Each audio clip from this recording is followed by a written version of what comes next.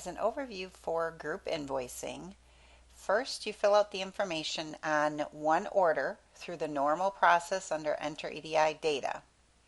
Again, be reminded that you can do a search for any of the fields in here.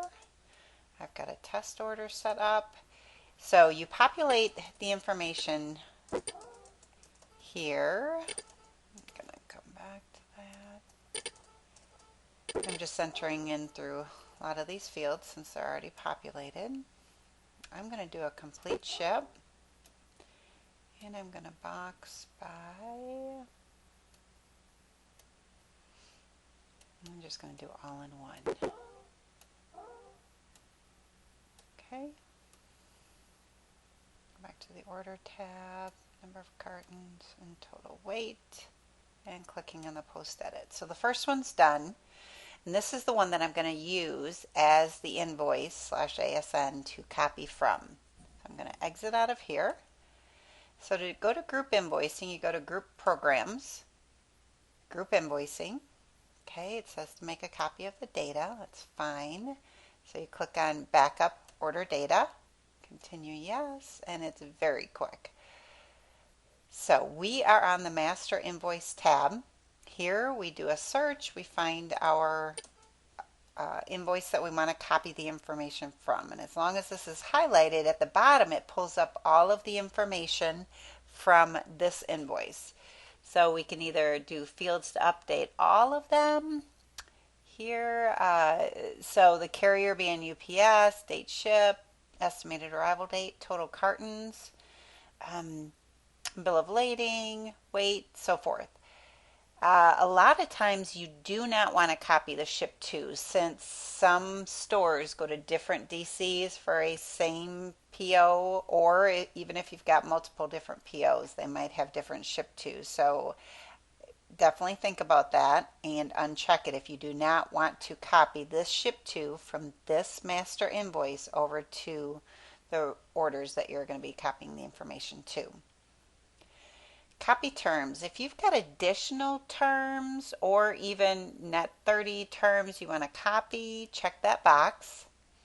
Calculate weight. So if you've got different items on the orders that you're going to be choosing to copy the information to, you can have the system calculate the weight for you, where if you've got those UPCs set up in RMS with a weight, it will calculate the total weight per store if you check this box.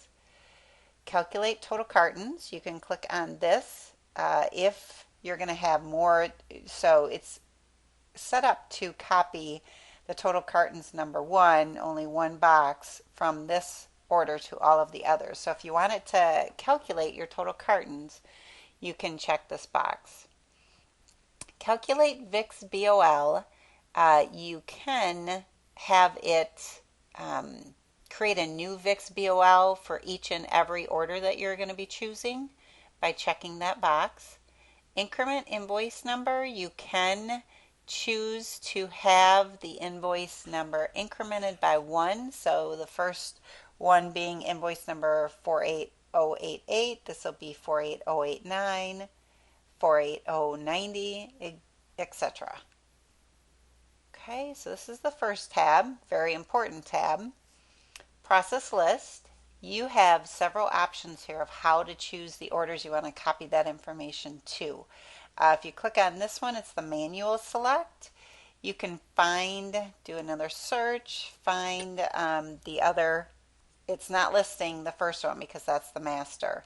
Let's say if I only wanted to do this one, click on that, and then if you do control, click, or you can do highlight and then do shift down arrow, however you wish to do it, and then click OK. Different options you've got, it'll select the current order.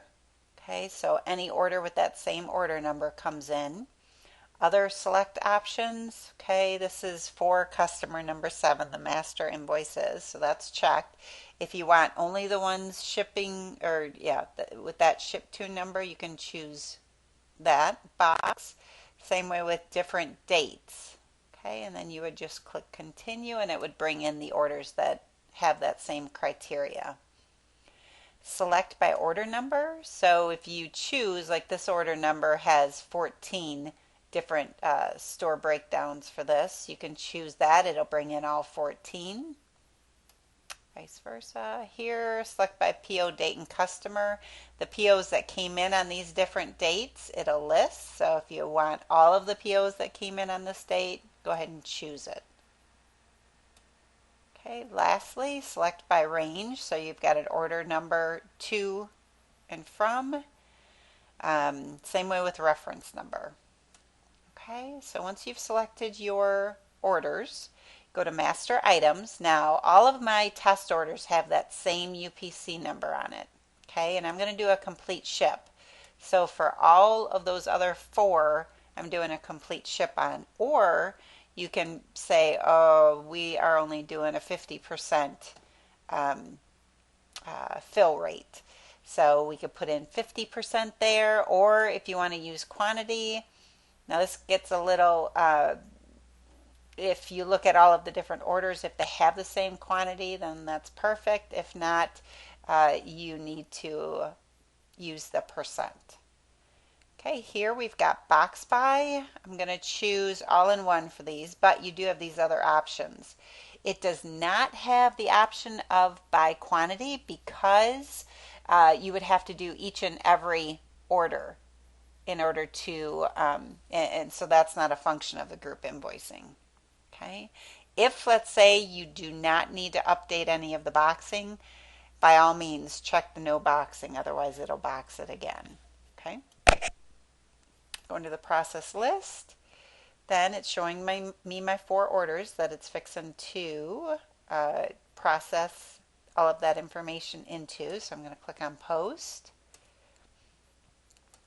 Okay, so now it has, so it populated the invoice number, it populated all of the other additional information, carrier and so forth, net days due. You can print the UCC 128 labels from this point. It'll grab the master invoice along with these 4 and print the labels. And that is it. That is the end of the group invoicing overview.